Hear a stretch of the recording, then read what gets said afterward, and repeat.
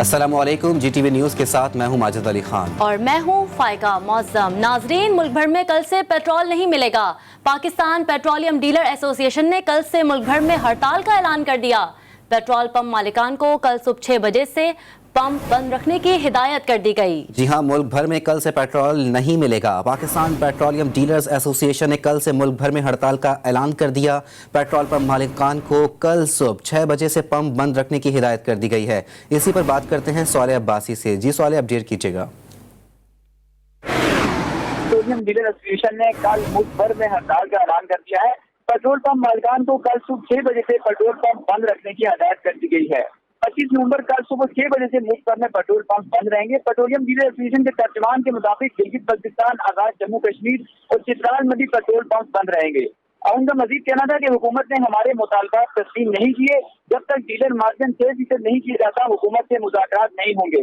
उनका मजीद ये कहना था कि हुकूमत ने तस्लीम करने की यकीन दहानी करवाई थी, लेकिन अभी तक कोई पेशरफ नहीं की गई। हुकूमत की यकीन दहानी के बाद 5 नवंबर को हड़ताल की कॉल वापस कर ली थी, लेकिन अब की बात जब तक हुकूमत हमारे मार्जिन में 6% तक इजाफा नहीं करेगी, हम जो है वो हड़ताल जारी रखेंगे।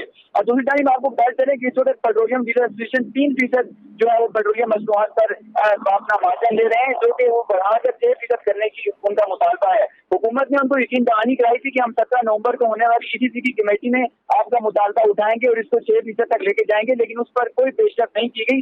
जिसके बाद पेट्रोलियम डीलर एसोसिएशन ने कल यानी 25 नवंबर को मुल्क भर के पेट्रोल पंप बंद करने का ऐलान किया है। जी, हुकूमत ने यकीन दहानी करवाई थी, लेकिन मुतालिबात पूरे नहीं किए। सोले अब्बासी अपडेट कर रहे थे, आपका शुक्रिया।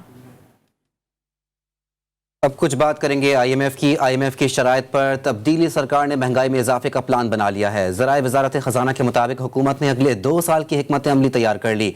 IMF के मुतालबे पर पेट्रोलियम मसनूआत पर लेवी गुज़िश्ता 2 साल की सतह पर लाई जाएगी, जबकि बिजली की कीमत में इजाफा बुनियादी टैरिफ पर किया जाएगा। ज़राए वज़ारत ख़जाना के मुताबिक बिजली सारिफिन के लिए सब्सिडी को भी बतदरीज कम करने पर जोर दिया गया है। फ्यूल प्राइस एडजस्टमेंट और तमाम टैक्सेस मनोवन वसूल किए जाने का इम्कान है, जबकि बिजली की कीमतें 1.5 साल के दौरान 3 मराहिल में बढ़ाई जा सकती है।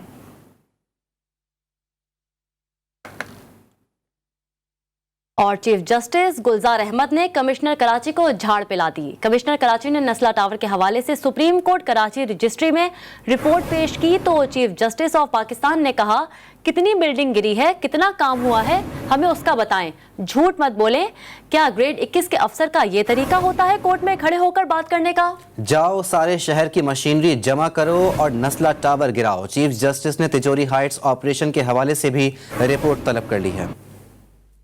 सुप्रीम कोर्ट ऑफ पाकिस्तान की कराची रजिस्ट्री में नस्ला टावर गिराने से मुतालिक समाअत के मौके पर चीफ जस्टिस गुलजार अहमद ने कमिश्नर कराची की रिपोर्ट पर सख्त बरहमी का इजहार किया। कहा, क्या आप यहाँ से सीधा जेल जाना चाहते हैं? दौरान समाअत कमिश्नर कराची मोहम्मद इकबाल मेमन ने अदालत उज़्मा को बताया कि हमने नस्ला टावर पर ऑपरेशन का आगाज कर दिया है। चीफ जस्टिस गुलजार अहमद ने इस्तफसार किया कि कितनी बिल्डिंग गिरी, कितना काम हुआ है, हमें ये बताएं, झूठ मत बोले। कमिश्नर कराची ने कहा कि सर, मैं इमारत गिराने की कोशिश कर रहा हूँ। चीफ जस्टिस ने कमिश्नर कराची से कहा कि आप कोशिश को छोड़ें, यहाँ से सीधा जेल जाएं। कमिश्नर कराची ने कहा कि सर, मैं आपको कुछ समझाने की कोशिश कर रहा हूँ। चीफ जस्टिस ऑफ पाकिस्तान ने कहा कि हम समझ रहे हैं, आप नहीं समझ रहे, सिर्फ टाइम पास कर रहे हैं। जाएं, सारे शहर की मशीनरी और स्टाफ लेकर नस्ला टावर गिराएं।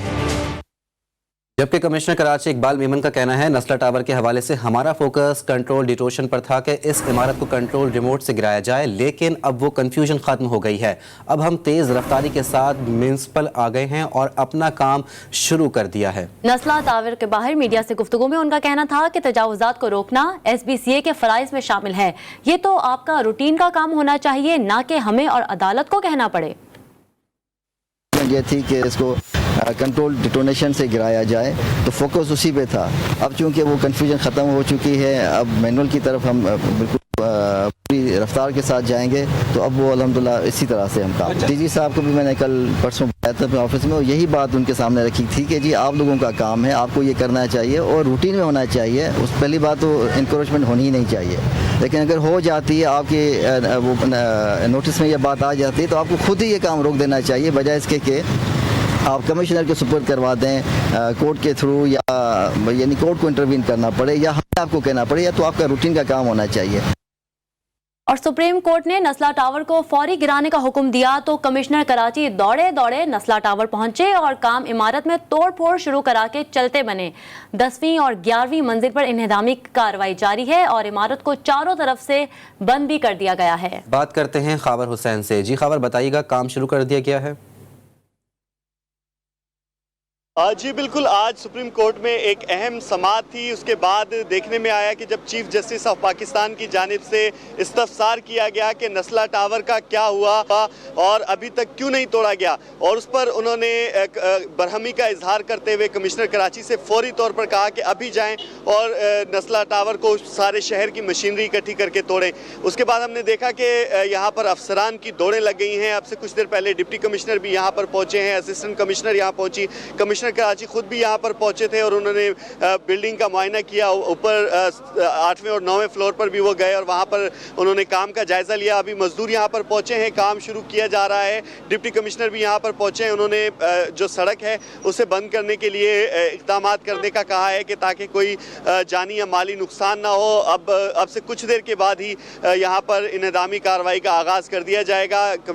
डिप्टी कमिश्नर कराची यहाँ पर मौजूद हैं, असिस्टेंट कमिश्नर भी यहाँ पर मौजूद हैं। सिंध बिल्डिंग कंट्रोल अथॉरिटी का अमला भी अब से कुछ देर के बाद यहाँ पर पहुँच जाएगा और उसके बाद यहाँ पर जो है वो इंतजामी कार्रवाई का आगाज़ कर दिया जाएगा। जी, खबर अपडेट कर रहे थे हमें, आपका शुक्रिया।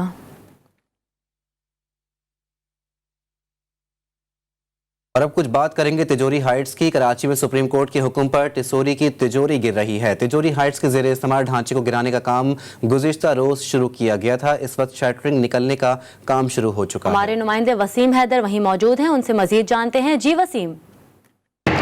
जी बिल्कुल, मैं इस वक्त मौजूद हूँ तिजोरी हाइट्स गुलशन इकबाल पर, जहाँ पर जो है उसको गिराने का जो है वो काम अब से कुछ देर पहले रोका गया है। मैं आपको दिखाऊं कि क्रेन ने जो है वो तकरीबन एक हिस्सा जो है वो तिजोरी हाइट्स का जो है वो मुकम्मल तौर पर गिरा दिया है। मलबे का ढेर लग गया है। यहाँ पर हमारी इंतजामिया से बात हुई तो उनका ये कहना था कि शटरिंग निकालने वालों को जो है वो 2 दिन का अल्टीमेटम दिया हुआ है कि 2 दिन के अंदर अंदर जो है वो तमाम बिल्डिंग की जो लकड़ियां लगाई हुई हैं शटरिंग के तौर पर उसको फौरी तौर पर निकाल लें ताकि इसको जो है वो गिराए जाने के अमल को मुकम्मल किया जा सके। तिजोरी हाइट्स जो है वो सुप्रीम कोर्ट के ऑर्डर के बाद जो है फौरी तौर पर इसको गिराने का काम जो है वो शुरू हो चुका था। एक पोर्शन जो है वो मुकम्मल तौर पर गिराया जा चुका है।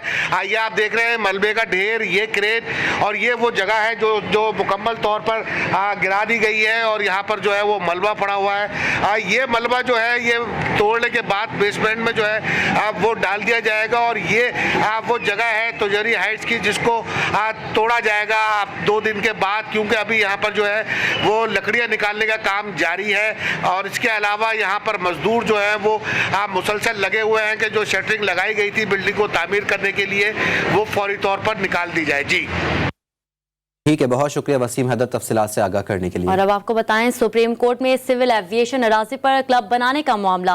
सुप्रीम कोर्ट का सिविल एविएशन को क्लब खत्म करने का बड़ा हुक्म आ गया। सिविल एविएशन में मिसनिजी अफराद को इस्तेमाल करने की इजाजत नहीं होगी। आप कैसे कामों में लग गए? चीफ जस्टिस का डीजी सिविल एविएशन से मुकालमा। सारा दिन तो क्लब के मामला देखते होंगे आप। शादी के खाने और शादियां कराने पर पूरा दिन लग जाता होगा। कल जहाज उड़ाने की जगह पर भी एक क्लब बना देंगे आप लोग। अदालत का कहना है कि सिविल एविएशन मिसनिजी अफराद को इस्तेमाल करने की इजाज़त नहीं होगी। दौरान समाअत चीफ जस्टिस का डीजी सिविल एविएशन से मुकालमा हुआ। चीफ जस्टिस का कहना था कि आप कैसे कामों में लग गए हैं।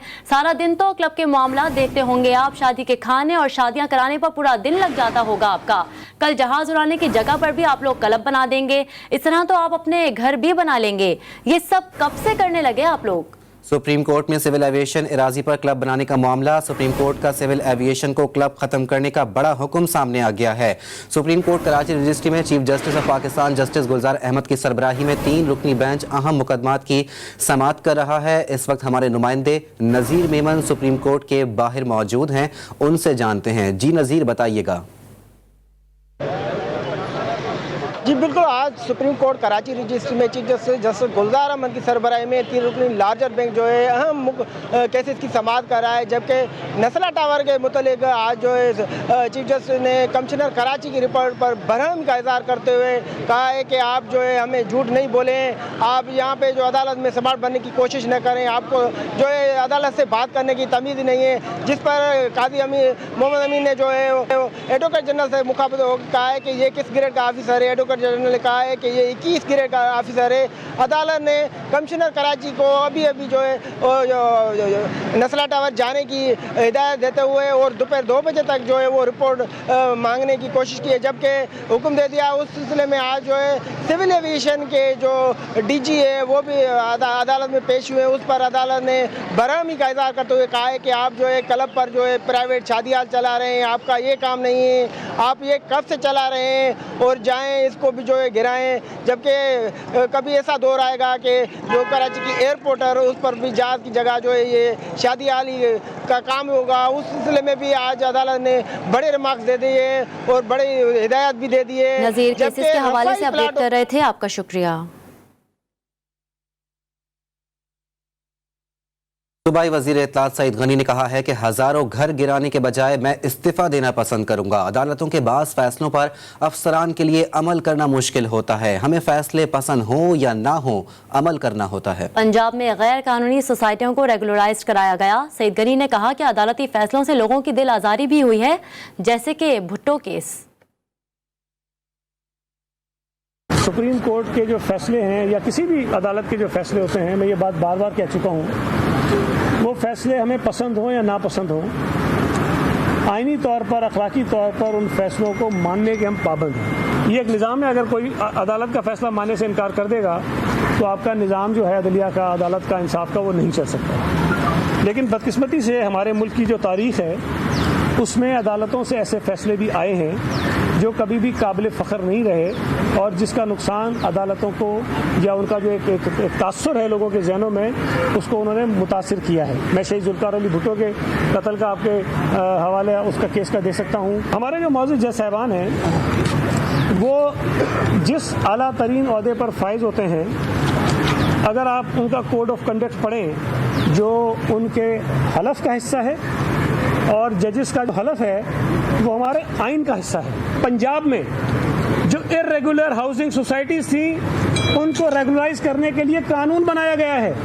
वहाँ एक कमीशन बनाया गया है और वही काम जो हम यहाँ करना चाहते हैं वो पंजाब की हुकूमत ने किया है।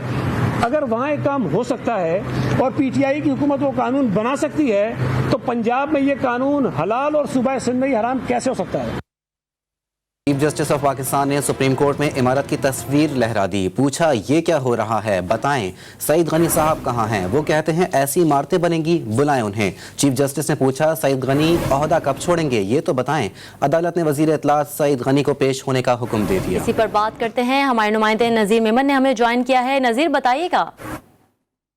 बिल्कुल, सुप्रीम कोर्ट कराची रजिस्ट्री में चीफ जस्टिस गुलजार अहमद की सरबराही में समाअत की है। जैसे चीफ जस्टिस ने दौरान हमारे इमारत की तस्वीर लहरा दी। चीफ जस्टिस ने कहा है कि ये क्या हो रहा है, बताएं सईद गनी साहब जो है वो कहाँ हैं।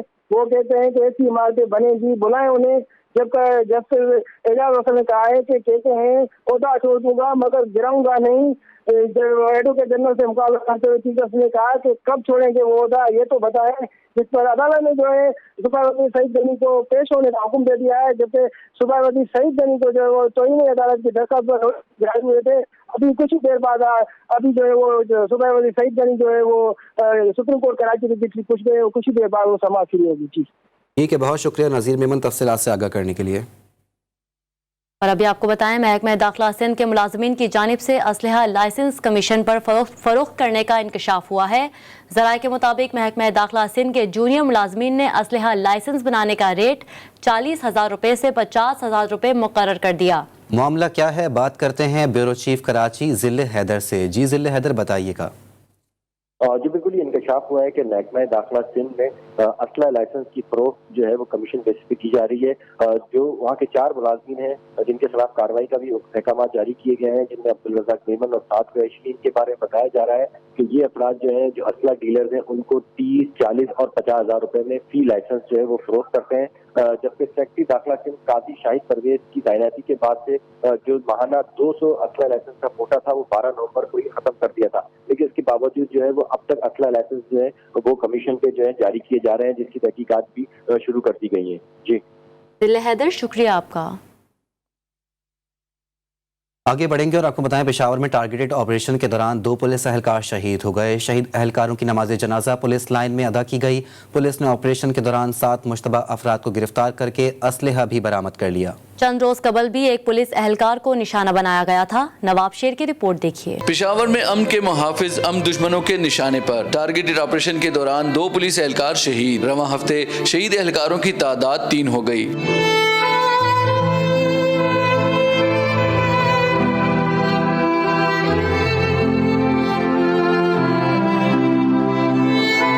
पेशावर के इलाके हैदराबाद में मतलूब इश्तिहारी मुल्जिमान की गिरफ्तारी के लिए गुज़श्ता रात टारगेटेड ऑपरेशन किया गया। ऑपरेशन के दौरान मुल्जिमान की फायरिंग से ASI रियाज खान और कांस्टेबल जाफर शहीद हो गए। पुलिस ने ऑपरेशन के दौरान 7 मुश्तबा अफराद को गिरफ्तार करके असलहा भी बरामद किया है। पुलिस के मुताबिक फरार इश्तिहारी मुल्जिम की गिरफ्तारी के लिए छापे मारे जा रहे हैं। शहीद एहलकारों की नमाज जनाजा पुलिस लाइन में अदा कर दी गई, जिसमें पुलिस अफसरान और एहलकारों की बड़ी तादाद ने शिरकत की।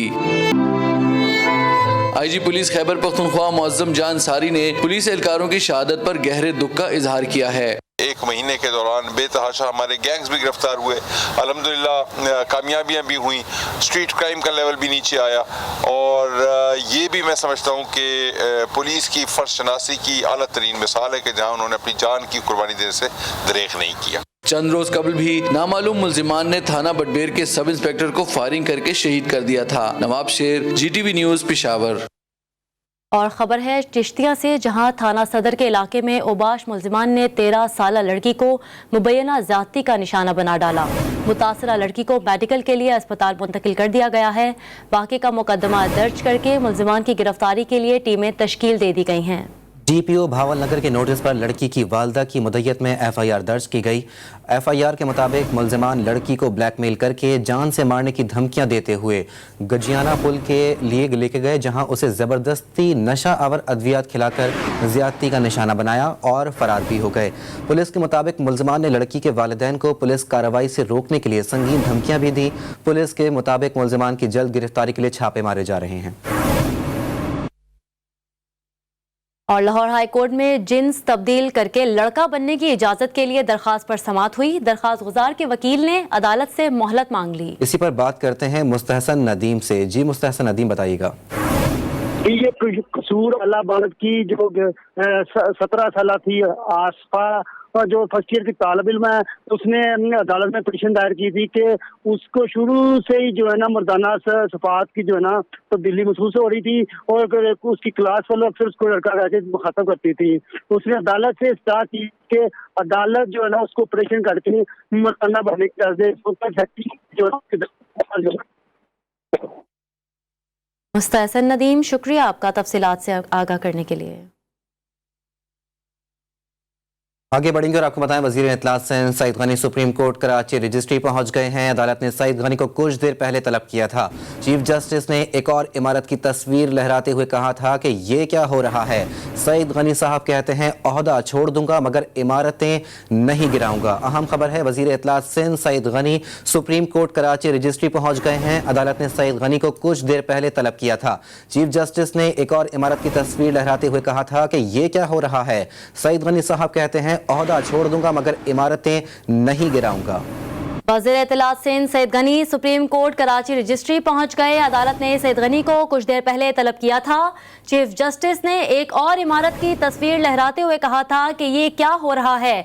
सईद गनी साहब कहते हैं, ओहदा छोड़ दूंगा मगर इमारतें नहीं गिराऊंगा। अपडेट करें आपको, सुप्रीम कोर्ट कराची रजिस्ट्री में वज़ीर इत्तलात सईद गनी पहुंच चुके हैं।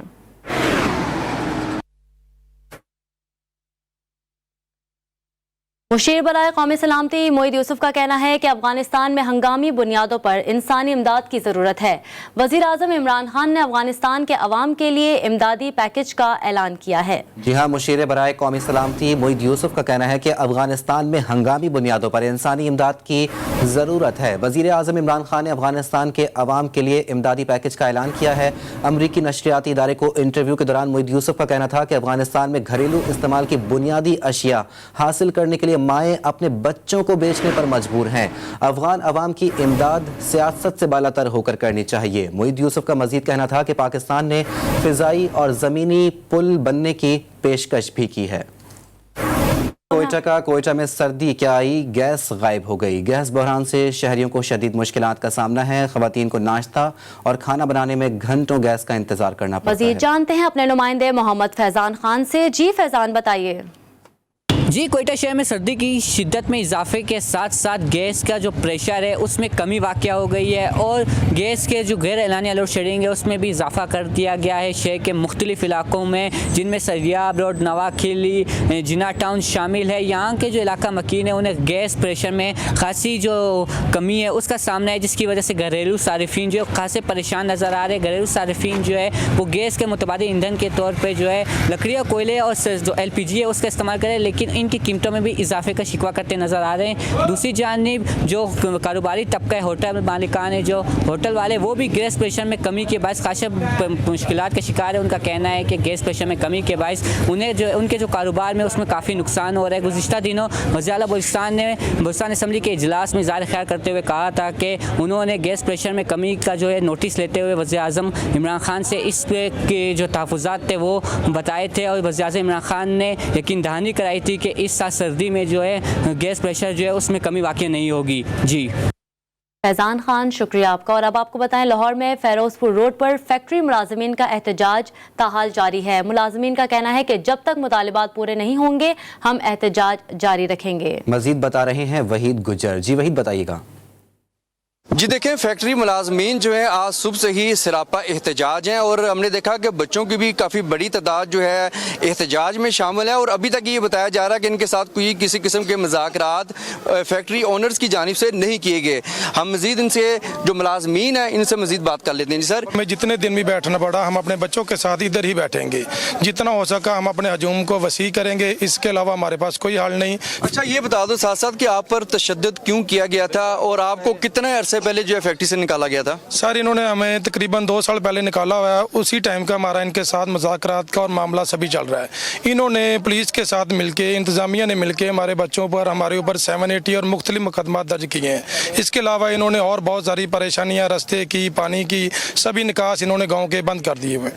जी बिल्कुल, आपने सुना इनका कहना है कि अभी तक इनके साथ मुज़ाकरात के लिए कोई नहीं आया और इनका यही कहना है कि इन पर जो मुकदमात बनाए गए हैं उनको फौरी तौर पर ख़त्म किया जाए और इनके जितने भी मुलाजमीन हैं जिनको निकाला गया उनको फौरी तौर पर बहाल किया जाए। जब तक इनको बहाल नहीं किया जाता, मुकदमा वापस नहीं होते, ये अपना एहतजाज का दायरेकार जो है वसी कर देंगे। और इनका ये कहना है कि रोज़ाना की बुनियाद पर फैक्ट्री के बाहर जो है एहतजाज किया जाएगा, जिसकी जिम्मेदारी जो है वो फैक्ट्री पर होगी। जी ठीक है, बहुत शुक्रिया वहीद गुज्जर तफसीलात बताने के लिए। लाहौर में गैस लोड शेडिंग से मेज़बान मेहमानों की चाय से तवाज़ो करने से भी खातिर है। ख़वातीन का कहना है कि अब तो मेहमानों से चाय का पूछने पर भी शर्मिंदगी महसूस होती है। मजीद जानते हैं सबा पाशा से। जी सबा। जी बिल्कुल, एक तरफ बढ़ती महंगाई तो दूसरी तरफ गैस की लोड शेडिंग, जिन्होंने शहरियों का जीना जो है वो दोभर किया हुआ है और काफ़ी मुश्किलात का सामना शहरियों को करना पड़ा है। जिस तरह ही सर्दियां शुरू हुई हैं, गैस की लोड शेडिंग के मामला जो है वो ख़राब हो गया, शुरू हो गए। और यहाँ पे हमारे साथ एक खातून खाना मौजूद है, उनसे हम जान लेते हैं कि लोड शेडिंग गैस की आपके घर में हो रही है, आपको किन किन मुश्किलात का सामना करना पड़ा है? जी, हमारे घर में गैस नहीं आ रही, हमारा बच्चा फौत हो गया, हमारे घर मेहमान आते हैं, हमें चाय पकाने के लिए भी नहीं है गैस आती है, हमें बहुत शर्मिंदगी होती है, तो हम क्या करें, हम सिलेंडर यूज़ करते हैं। जी बिल्कुल, जैसा कि आपने जाना कि इनका कहना है कि ये सिलेंडर यूज़ करके अपना गुजारा कर रहे हैं। घर में मेहमान आए तो शर्मिंदगी होती है कि उन्हें चाय भी नहीं पूछ सकते, तो इन्हें काफ़ी मुश्किलात का सामना है। हुकूमत से अपील भी करते हैं कि इसके बारे में कोई कुछ सोचा जाए, कोई हल निकाला जाए ताकि इनकी ज़िंदगी में आसानियाँ पैदा हो सकें। जी बहुत शुक्रिया सबा पाशा। आगे बढ़ेंगे। भारत से करतारपुर आने वाले यात्री पाकिस्तान से मिलने वाली मोहब्बत साथ लेकर अपने वतन लौट गए हैं। जाते हुए कहा कि वो पाकिस्तानी वजीर आजम की शख्सियत से भी मुतासिर हैं। भारतीय यात्री का मजीद कहना था कि वो दीगर भारतीयों को करतारपुर आने का मशवरा देंगे। इमरान खान का तो मैं वैसे ही फैन था मैं इन माई यंगर डेज, लेकिन as a cricketer he held dominant personality of Pakistan cricket board. लेकिन मैं यहाँ आके मैंने देखा सर इट्स माइंड बॉगलिंग ये जो अरेंजमेंट्स हैं। बहुत खुशी हुई। मुझे विश्वास भी नहीं था और मैं जरूर जाके 10, 20, 50 लोगों को तो बोलूँगा कि देख के आओ। मोस्ट वेलकम जी, आप लोग आते रहें, रौनकें बढ़ाते और इतना इजी ये बना दिया, इतना ईज फ्री कर दिया, इतना स्ट्रेस फ्री करा हुआ आप लोगों ने, कोई बंदिश नहीं, कोई कुछ नहीं। और मैं ऐसे घूम रहा हूँ, अपने घर में घूम रहा हूँ। और खेलों के मैदान से खबर शामिल करें। कौमी क्रिकेट टीम बांग्लादेश के शहर चिट्टागोंग पहुंच गई, जहां टीम आज ट्रेनिंग सेशन में हिस्सा ले रही है। फील्डिंग सेशन में स्लिप और ग्राउंड फील्डिंग पर तवज्जो दी जा रही है। जहूर अहमद चौधरी स्टेडियम में ट्रेनिंग सेशन 3 घंटे तक जारी रहेगा। सीरीज का पहला टेस्ट 26 नवंबर से शुरू होगा।